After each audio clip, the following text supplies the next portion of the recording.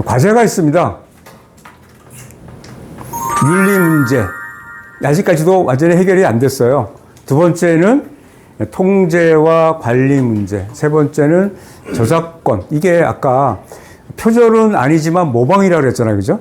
그런데 사실은 표절과 모방에 관한 아까 이제 SF 소설 말씀을 드렸는데 이게 그림을 그려놓고 반고흐 스타일로 그려줘라고 하면 우리 반고흐의 특유한 스타일로 그려주거든요.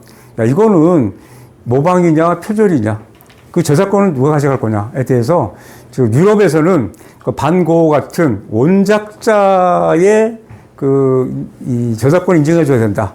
미국에서는 아니야 그거 소프트웨어로 만들었으니까 그런 소프트웨어로 소프트웨어에게 그러니까 그 명령어를 준 사람이 저작권이 있다고 봐야 되지 않을까라고 합니다. 그만큼 무슨 얘기일까요? 그림 만들어내는 소프트웨어는 유럽 사람보다 미국 게 더 많거든요. 그러니까 자기네들 이제 하는 거죠, 그죠? 그래서 그런 그 차이가 있습니다. 보겠습니다.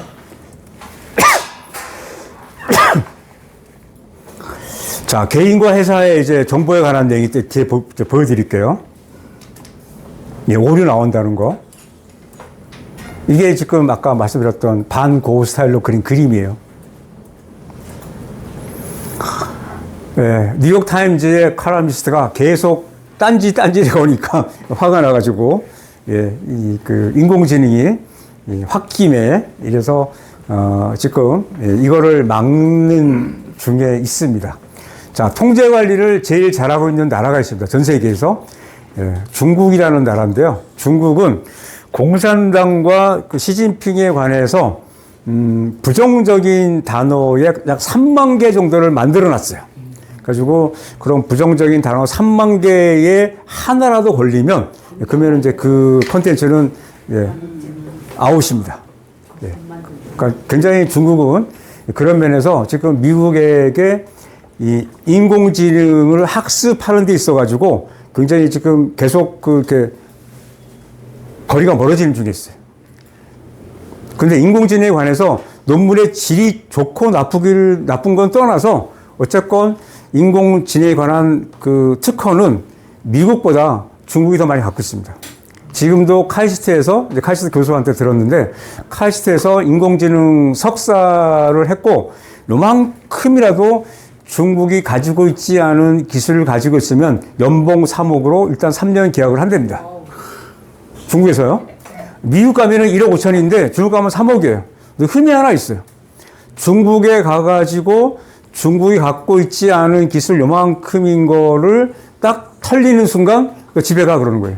그러니까 연봉 3억에 3년 계약은 그건 꽝이고, 예, 그냥 너 집에 가. 2달이고 3달. 그래서 최대 한도로 자기의 그 기술을 늦게 내놓고 3년 동안 버티다가 내놓으면 이제 오는 거고, 이제 하다가 이렇게 이제 뭐 하다 보면 그냥 그 다음에 이제 더 이상 뭐 진도 안 나가? 아웃. 계약 끝. 집에 가. 이제 그런다고 이제 합니다. 자, 이게 지금 잘 안 보이실 텐데요. GPT가 분명히 얘기를 했어요. 우리는 데이터를 어떻게 모집하느냐? 해놨습니다. 우리의 AI 트레이너는, 예, 우리의 시스템을 증대시키기 위해서 리뷰드, 검토할 수가 있어라고 분명히 써놨어요. 얘네들이. 이게 몰래 수집하는 게 아니에요. 두 번째는, 예, 그래서 이런 센서티브한, 굉장히 민감한 데이터는 공유하지 말어 라고 분명히 써놨어요. 왜냐하면 당신의 컨버세이션 질문에, 그래서 우리나라에 삼성에 있는 직원이 이제 일 잘하려고 이제 챗GPT 물어본 거예요. 자기 회사에 무슨 문제가 생겨서 물어본 거예요. 이렇게 물어봤더니 나중에 보니까 우리 삼성에 있는 아주 특별한 기술이었거든요. 그게 해결이 안 된 거를 물어봤더니 난리가 났죠. 그래서 삼성, 그 다음에 SK 반도체 같은 회사들은 우리 회사 자체만의 생성형 인공지능의 블록을 만들고 있어요. 정확히 말하면 이제 어떤 컴퓨터에다가 자기네 회사에 대해서 발생할 수 있는, 또는 이 회사에 있는 거를 보호를 하면서 이런 챗GPT에 가서 물어와가지고 여기다가 쌓아놓는. 그래서 밖으로 물어보는 사람을 정해놨어요. 그래서 우리 회사의 민감한 데이터, 다른 회사가 알면 안 되는 데이터는 물어보지 않도록 이렇게 전문가 정해놓고 자기네끼리 구축 작업을 하고 있는데, 우리나라의 그 네이버나 카카오가 이런 구글이나 MS보다 더 강점이 있습니다. 한글로 된 데이터는 우리나라 네이버와 카카오가 약 600배 정도를 갖고 있어요. 구글이나 마이크로소프트보다. 600배 정도를 가지고 있어가지고 거기서는 우리나라가 이제 한글 데이터만 갖고 싸우면 이겨요. 그런데 계속 잠식을 지금 당하고 있는 중이거든요. 그래서 아마 이제 올해 9월 달에 네이버가 한국형 그 생성형 인공지능을 발표를 할 거예요.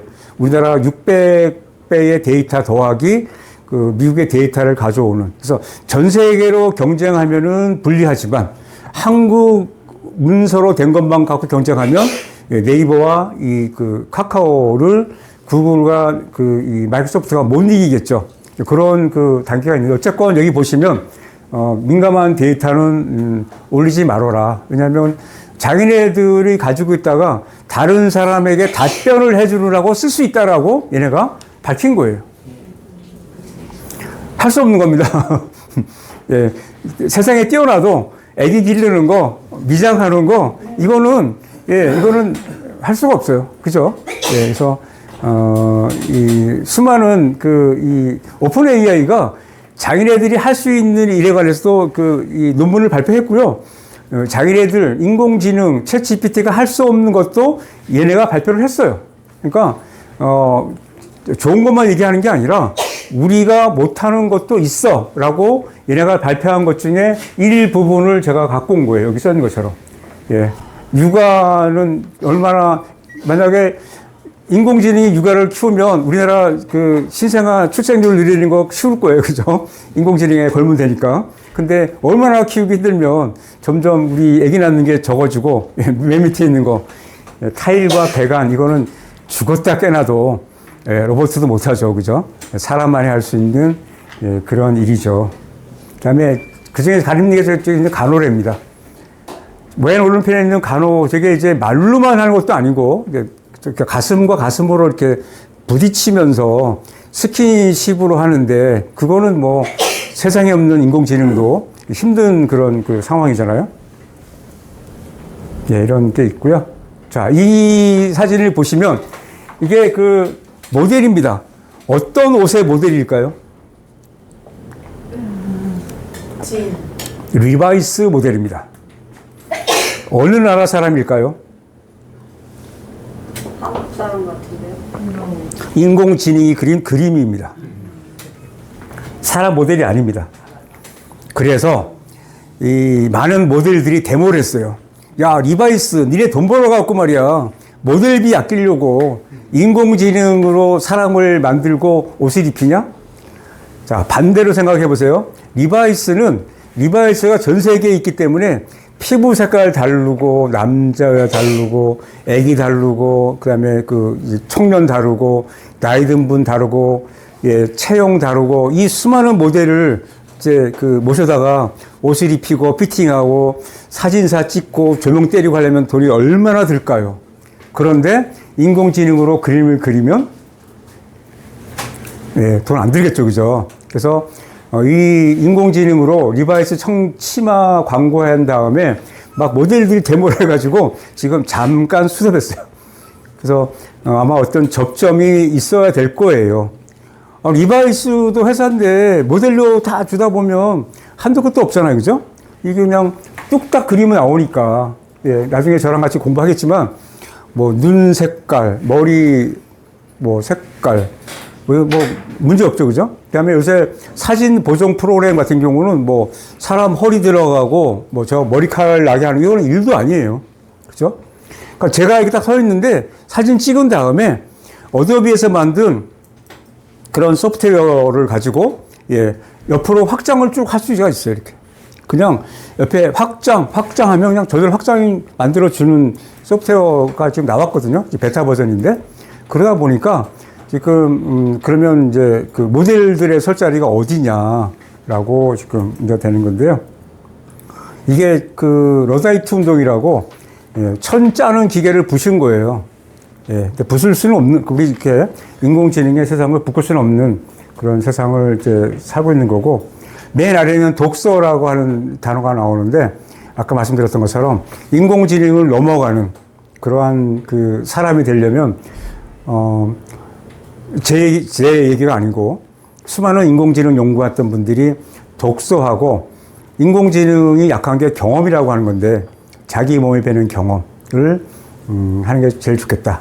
그런 가장 좋은 게 이제 독서하고 여행하고, 그 다음에 한국에서 이 땅이 좁으면서도 굉장히 주변 사람들하고 말을 참 많이 하잖아요. 그죠? 그러한 수다 경험.